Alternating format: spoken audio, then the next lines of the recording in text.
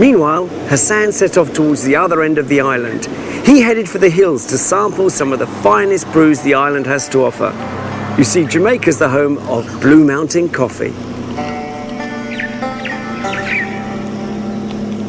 Today we came high up into the Blue Mountains, and the journey, it was just remarkable, you know, the views, just going through the clouds, imagine that, you know, it was just amazing. I could grab out and feel it, you know, even though you couldn't touch it, but I still tried, you know.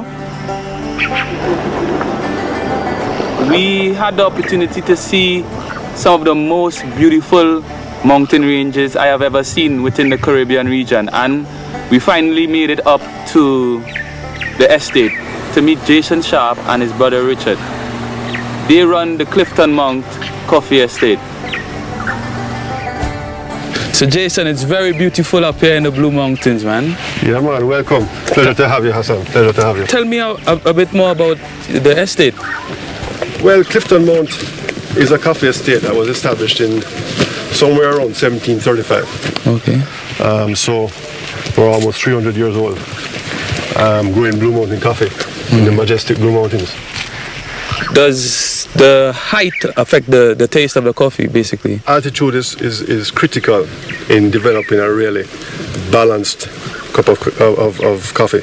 Okay. Because what happens is the coffee takes longer to ripen, and that sweetness, you know, develops in the bean. Yes. And so you get this really mellow, balanced sweet cup. As you can see, yes, beautiful. You know, 7,000-foot mountain range that is unique for a tropical island. And of course, coffee is a tropical plant. So the combination of the factor of this ecosystem that has a lot of cloud cover, that extend the period of ripening, and the soil type in the Blue Mountains combined with the rainfall patterns has really created this unique and almost perfect environment for growing coffee. Where you are now is actually the prime area for growing coffee. You are in the ideal point at the moment. Well, I'm sure I am, you know. Let's go and meet Richard. Okay then.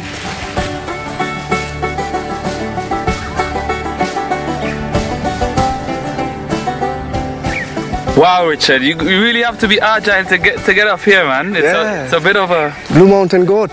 yeah, you need that strength. Yeah, definitely.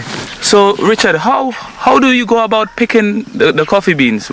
Well, you'll notice that some of the beans are red and some are green. Okay. Well, what we really want is the red ones. Those are cherry ripe. Those are the real good ones. Will really give you a good cup of coffee. Can I pick one? Yes, certainly. Well, you try not to get the stem. So you just pop it snap it off. Ah, perfect. A couple more. Yeah, it could be a picker. All right. So from here, what goes on with the bean from here? From here, it goes to the pulpery. Okay. And we're going to pulp it at the pulpery, which is to take off the fleshy part. And then there's what's left is a mucilage that we also have to take off the mucilage because the mucilage is nice and sweet. So you can taste it from here? Of course. Well, that's lovely. Okay, so we'll have to take that off.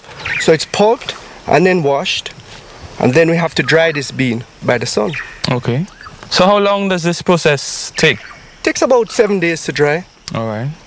And after the drying process, what's next? After the drying process, we have to rest the coffee. And then after 2 months of resting, it's ready for what we call final processing. There's a shell that is on this bean that has to be taken off. And it's taken off and it leaves an exposed green bean, which is what we roast and will export. Then has to be graded. The first grading is by size. Then it has to be graded according to weight. And from there, it has to be graded by a computer, which takes a picture of every single bean and determines whether or not the color is right. So this is real vintage, fine quality stuff we're dealing with up in the Blue Mountain. The best in the world, my brother. When am I going to get a taste of this beautiful stuff? Let's go, my brother. All right. Let's go. Nice. Well, as you can see here, Hasan, we have 2 sets of cups with Blue Mountain coffee in there. And what we do is we're trying to ascertain whether this coffee has all the qualities and characteristics of Blue Mountain coffee. Break the crust, which has been formed, and this will release the aroma. Yeah, you're good. That smells really, really enticing.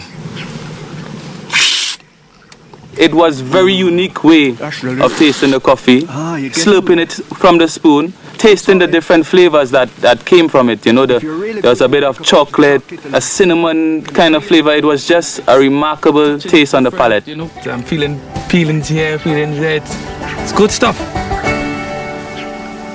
So did you both enjoy your expeditions? Oh, phenomenal so far. I can't express the amount of feelings that I've got.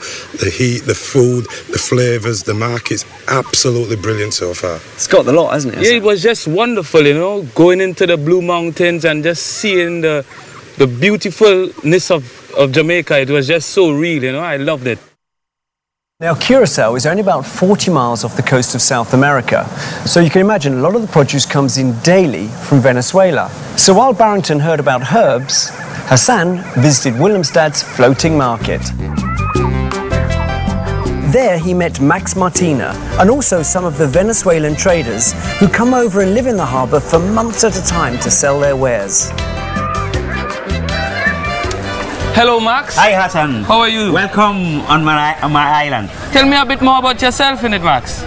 Most of us on the island are originated somewhere else in the Caribbean or Europe and so you on. can see that with the cultural diversity of the people and the foods available we are also. Of about 120, more than 120 nations, different nations living together on the island.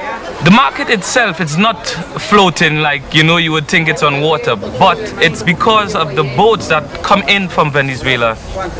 They bring their produce and offer it to the local people. So what sort of produce we have available? They bring all sorts of things. What are these? These are the parchita. Passion fruit. Passion fruit. Yeah, man, it's really nice. They make juice out of it. I had some earlier. It was very, very lovely. It's very good, man. It's so fresh, you know, to see this stuff. Yeah. Lemon. These are the green plantains. They're green plantains. All right. And this is used to make. Yes, we call it banana. Ah. And what you call banana, we call bacoba. All right, then. Okay. Very, very good to know that. But in English, say plantain. Plantain. It is a riper one. All right. So why do they bring all this stuff from Venezuela? Because locally we don't produce enough for the local population. Okay. Then, so we are not known for having agriculture. All right. You know, we have a few patches of land where they produce, but not enough for the whole population. And what we have here?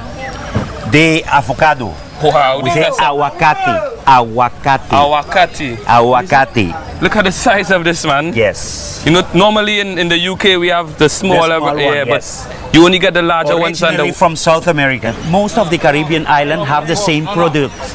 For instance, the green banana in Santo Domingo, in Puerto Rico, they fry it green. Yes. Here we don't do that. We cook it the green way and put it in soup. Okay.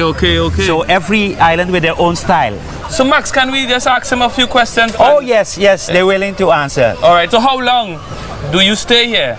¿Cuánto tiempo usted queda? Cuando usted trae el barco lleno, ¿cuánto tiempo? Nosotros quedamos aquí 2 meses.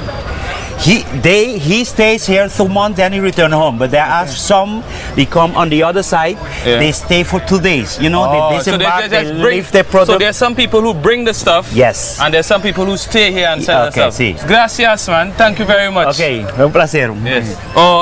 This is cassava. You can, you know, peel it and cook it or fry it. All right. This is very peculiar. What's this one?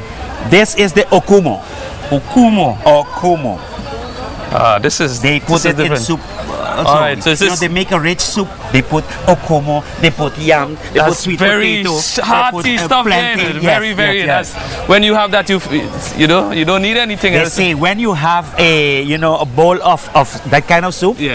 You can't walk in the afternoon. You have to go to sleep. At noon you eat and then you go sit on the east side of the house in the shadow. Get some nice fresh breeze coming because you're knocked out. Thank you very much, Max, man. Nice to meet you. Nice to meet you, man. Nice to be able to explain tell you some things about my island. Thank you very much. Let's go see some more. Okay. You know? Master Donkey. Hey, you start learning pavimento. Hasan, I've got to say, that looked absolutely amazing. It plays a very important part in, you know, the produce coming in for the locals to have. Yeah, and a lot of variety, of course. Yes, what a colors, you know, it was just amazing, you know, just lovely. Liming is a great word. Used here